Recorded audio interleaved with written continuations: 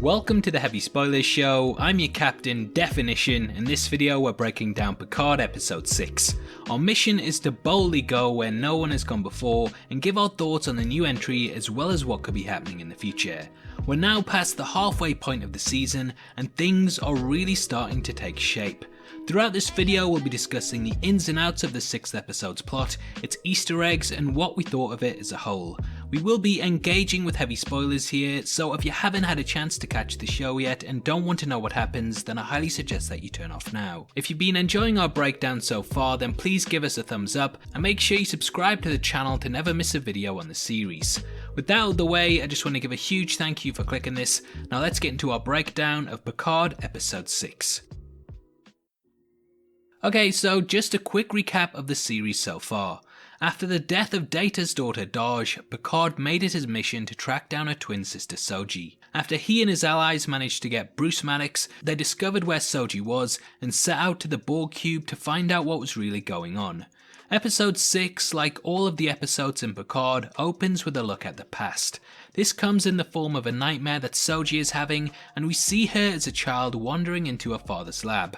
I love how everything in the corridor looks warped and twisted, and this is mainly due to its design, and it gives an almost otherworldly feeling. Soji wakes up before she can find out the truth, and we then cut to her and Narek in bed, and shoutouts whoever did the eyebrow makeup on him, because yeah, you missed a spot. Don't worry though, we're not here to dunk on the episode, and yeah, it's another solid entry in my opinion. Soji doesn't know if her nightmare is a real memory or if it's something that she fabricated, and we later learn that it's an implant. Now, this could be a memory of the real Soji, and perhaps she stumbled across her father creating a replicated version of her, or it could just be a manner in which she discovers that she's not a real person. The fact that Dahj isn't there when we know that they were twins and did everything together highlights to me that this may be the real Soji, but I'll leave that up to you to guess, as for now I'm just exploring all of the options. On the ship, Dr. Agnes has some splaining to do, and she pretty much gets away with murder. This episode is very Borg Cube centric, and even the title, The Impossible Box, is referencing its design. There's also a box that takes the form of a puzzle in the episode, but it's great seeing this box within a box within a box within a box. Anyway, I haven't really discussed Borg Cubes on the series so far, so I thought I'd give a breakdown of what they basically are. Borg cubes are known as some of the most dangerous weapons ever created, and it's a very formidable craft in the right hands. As the Borg operate with a hive-like mind, it has no real identifiable spaces that we tend to see on ships. Though the Romulans have fitted bedrooms to the ship, they don't typically come with it, but there is mention of cells in the episode. Borg cubes can carry up to 130,000 Borg drones, and it's pretty much a flying armada. Picard has had run-ins with the Borg in the past, and he was assimilated himself. Because of this, he has very little sympathy for them, but I do think that the arc of the show will change Picard's mind, and these will be painted out in a less malevolent role. This is heavily hinted at in the episode, with Picard seeing them up close and personal. Now, everything for me in the season so far has been pointing towards Soji being a Borg Queen. Whether it's the opening scene of the series in which Data held 5 Queen of Hearts, or the fact that Soji is pretty much the combination of synthetic and organic, it all seems to line up. I'm going to read a comment on my last video from Joe Grimes that I think sums it up best, but obviously leave your thoughts below. Soji appears to be attuned to the Borg's neural matrix, learning things like languages and cultural practices seemingly popping into her head. They then go on to point out the other things that indicate this, including the badge on a jumpsuit that changes colour to indicate the collective's presence when the Romulan trauma victim freaks out and she has suddenly become hyper aware of the feelings of the XP around her, all unified with revulsion. I remember this scene standing out when I was doing my breakdowns, and the user says that the victim was almost seeing her primarily as the source of their pain. I've left the whole comment on screen if you want to pause the video and read all of it, but there's a lot of weight to the theory, and it would be a great dramatic arc for me if Picard ended up trying to save one of his worst enemies. Soji seems to know the ins and outs of the Queen's tech, including a spatial trajector which is found in her cell. Picard discovers Hugh and comes across an old image of himself when he was assimilated, which triggers him and kicks off the title sequence.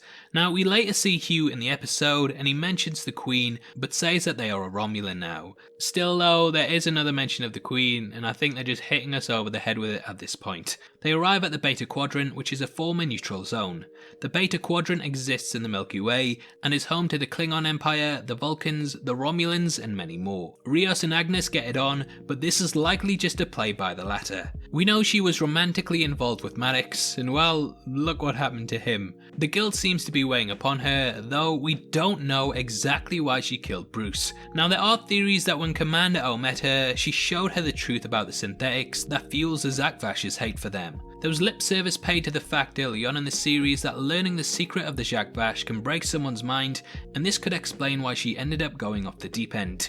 It is possible that she knows that Soji is the destroyer that is prophesied to end all life, and thus she wanted to kill Maddox, who had ultimately created her. Maybe she learned that everyone is a synthetic, and that we're all a mix of robots and organics. Okay, tinfoil hats away. I did read that though, it was on Reddit, so yeah, don't dislike the video. Narek solves the puzzle and the crew arrive at the cube after tricking their way into portraying the mission as a diplomatic one. After the rejection of her son, Raffi is turned to the bottle, and we realise that when Picard resigned, she pretty much lost absolutely everything. This mission is sort of a redemption for her too, giving her at least a reason for the thing that destroyed her life. Soji recontacts her mother, and she says that her father is in his lab. Once more we see that Seulji'S mother is an AI by the fact that she pauses at several points during the conversation and glitches towards the end of it. Now whether she is of Romulan design or not, we don't know yet, but it is possible that this is why Dahj had a different version of their mother. Soji scans all of her items and discovers that they're all aged 37 months, indicating that she was only made 3 years ago. Everything from her past is a complete fabrication. Picard boards the Borg cube and gets flashbacks to when he was a member of the Collective. He's saved by drones, which again shows how the Borg may be being reinvented in this series. After this, Picard and Hugh finally come face to face. Now, in case you missed our video on episode 3, Hugh starred in The Next Generation and he was a former Borg drone that Picard and his crew met in the show. Hugh was critically injured during an episode and taken back to the Enterprise D, where he was cut off from the Collective. The character never knew what it was like to be like this, away from the hive, and through the crew he learned that humans did not want to be assimilated, which contradicted what he'd been told. He was given his name and developed his own individuality. On the cube he's been mentoring Soji, and he leads Picard to her on the way, showing that the Borg are victims. Narek takes Soji to the pointy ear only room where you can enter into your own mind. Now I kinda get the feeling that Narek is falling for Soji genuinely, and he does seem to be opening up to her in this entry. He even tells her his true name, and I can see him becoming an ally whilst his sister becomes the big bad. In the room, Soji journeys into her own dreams to discover that she's basically Pinocchio. She notices 2 red moons, and this is likely where the nest is that the Romulans have been after this entire time. With that found, Narek walks out of the room and locks her in there. He's clearly torn up by it, but he doesn't exactly go back. Soji activates and smashes her way out, escaping between the 2 levels. She finally comes face to face with Picard and he shows her Dahj's necklace. They escape to the Queen's cell, and after using the spatial trajector, they transport through that. Elnor shows up to buy them some time, and he does a bit of Legolasing for the finale. We don't see if he kills the rest of those on board the ship, but hey, at least he gives them the option to live. Picard and Soji are now out in the galaxy on a forest planet, and now everyone is after them. Riker is coming back by the looks of it, and it seems as if Picard will be pulling from his numerous allies whilst the Romulans and his crew try to get to him. Again, I really enjoyed this episode, and it's hinted at a lot of things and gave some more evidence to the theories that I've had so far. The show is doing really good things right now, and I'm glad that a lot of people are finally getting on board with it. With just 4 episodes left, I feel like we're really making headway, and though next week looks like it will potentially be holding back a lot more of the answers that we're so desperately seeking, that doesn't mean that I'm not enjoying the ride. Picard keeps getting better for me, and I'm hyped to see what happens next week with the character and his new ally. Obviously, I'd love to hear your thoughts on this season, so comment below and let me know. Make sure you check out our full breakdown of the series so far if you missed an episode, as that's going to be linked at the end. If you want to support the channel from as little as 99 cents a month, then please click the join button below. You get access to content early and can also suggest video topics and breakdowns. If you want to come chat to us after the show, either follow us at DefinitionYT or click the Discord link in the description below. Every month we give away free movies to people who are subscribed to the channel, and this month you can win the Infinity Saga box set, and all you have to do is comment on a video and make sure you sub with notifications on. The more videos you comment on, the more you have a chance of winning, so make sure you get involved. The winner is going to be chosen at random on the 15th of March, and the set will be shipped out from then to whoever gets the prize, so best of luck to everyone who takes part. This is a channel for people who are never missing television, so if that's the kind of thing you like, you need to subscribe to Definition. Thanks again for taking the time to watch this. You've been the best, and I'll see you next time. Take care. Peace.